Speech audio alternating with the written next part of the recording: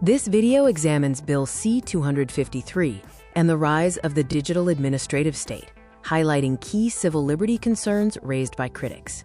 Digital identity systems are expanding rapidly, often presented as convenience. However, they fundamentally change how authority operates. This video explains the structure, risks, and necessary citizen action. Digital ID is a centralized digital credential linked to identity, used across services, banking, healthcare, and government access. It links multiple databases, creating a unified control gateway across daily life. Governments promote digital ID for administrative efficiency, automation of services and enforcement, fraud reduction, and centralized management of population data. The structural shift involves decisions moving from human judgment to automated systems. Administrative enforcement replaces court oversight, and power shifts away from courts toward administration. Administrative control risks include monitoring of transactions, automated penalties and restrictions, and centralized enforcement systems. These systems reduce the ability to challenge decisions quickly. Due process concerns arise as penalties may occur before hearings, and appeals are redirected to administrative tribunals. Citizens often carry the burden to challenge decisions, weakening traditional legal safeguards. Surveillance expands as continuous data collection and behavior tracking across systems become possible. Information is shared cross-agency, and oversight often lags behind the technology. These systems are appearing in municipal enforcement, provincial administrative programs, and federal verification initiatives. Expansion often occurs through regulation instead of formal legislation. Warning signs include courts being replaced by administrative processes, unelected administrators creating binding rules, and automated enforcement systems. Policies are sometimes implemented without full legislative debate.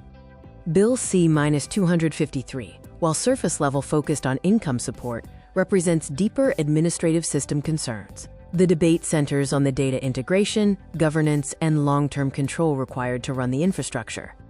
A universal administrative system framework implies continuous monitoring of status changes for all adults, not just applicants. Individuals become part of permanent administrative profiles, making identity-linked governance central to delivery. Critics argue structural shifts occur incrementally. Programs remain legally separate while operationally aligned.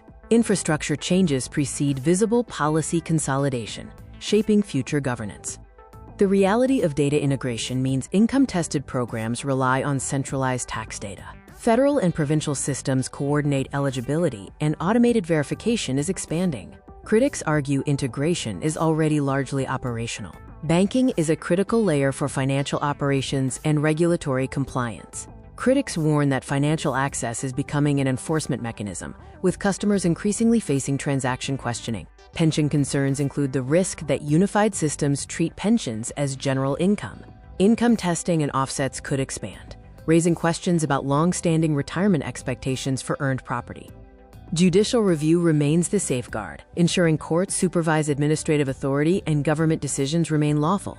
It is a critical tool to challenge overreach at all levels of government.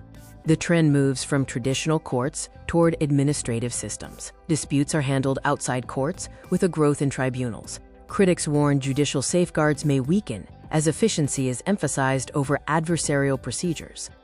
The public debate often emphasizes poverty reduction, but the unexamined structural concerns receive little parliamentary attention. Critics say infrastructure questions remain largely unexamined, despite the bill passing its first reading. The due process debate pits courts, which provide independent adjudication and procedural rights, against administrative systems. These systems prioritize efficiency by centralizing authority and automating decisions. Moving forward, understanding the implications of these changes is essential. Citizens must be aware of the shift in power from judicial to administrative authority. The focus now turns to actionable steps to address these structural risks. This action plan outlines what Canadians can do now. Rights survive when actively used, and public awareness stops silent policy expansion. Accountability begins with immediate participation. Action 1. Contact your MPs and senators regularly. Ask if they oppose mandatory digital ID and demand protection against surveillance control. Require parliamentary debate before implementation. Action 2. Ask questions publicly. Attend town halls and speeches and demand clear yes or no answers about digital ID. Public questioning creates accountability records. Action 3. Share information relentlessly. Help the public understand administrative control risks, including monitoring, surveillance, and penalties. An informed public cannot be quietly governed. Action 4. Use judicial review. Challenge the removal of court oversight and administrators acting beyond their legal authority. Act at all governmental levels to challenge enforcement without lawful process. Action 5. Challenge administrative lawmaking. Elected representatives must make laws. Administrators cannot replace legislatures. Question policies imposed without debate and demand democratic accountability at all levels. The final principle is that rights rarely disappear all at once. They erode through silence. Awareness leads to action, and action restores accountability. The final call to action is to stay informed, speak publicly, share widely, and help others understand what is happening.